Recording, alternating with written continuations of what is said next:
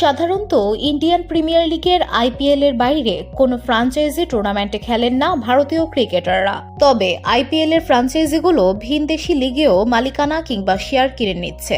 তেমনই একটি টুর্নামেন্ট ইংল্যান্ডের দ্য 100। এই টুর্নামেন্টে পাকিস্তানের 5 নারী সহ মোট 50 ক্রিকেটার ড্রাফটে নাম দিয়েছিলেন।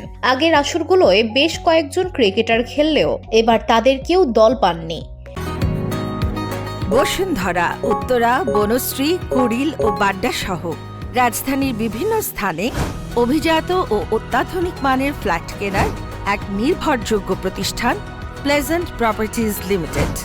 তাই আপনার স্বপ্নের আবাসনের জন্য আজই যোগাযোগ করুন। Pleasant properties limited, where destiny matures eventually. মেয়েদের 100-এ পাকিস্তান জাতীয় দলের 5 জন ক্রিকেটার নাম দিয়েছিলেন। ড্রাফটে সর্বোচ্চ দামি 1.20 লাখ ইউরো ক্রিকেটার ছিলেন পেসার নাসিম শাহ। এবার কোনো পাকিস্তানি ক্রিকেটারই দল না পাওয়ার পেছনে ভারতীয় আইপিএল ফ্র্যাঞ্চাইজিগুলোর দায় দেখছে সংবাদ মাধ্যম। জিও নিউজের মতে এবার England and Wales cricket board ECB বিদেশি যে কোনো বিনিয়োগের অনুমোদন দেয় ফ্র্যাঞ্চাইজিগুলোকে। ফলস্বরূপ 100-এর 8টি ফ্র্যাঞ্চাইজি নতুন করে বিনিয়োগ পায়। এর মধ্যে 4 দলের বিনিয়োগ আসে আইপিএল এর 4 মালিকের কাছ থেকে।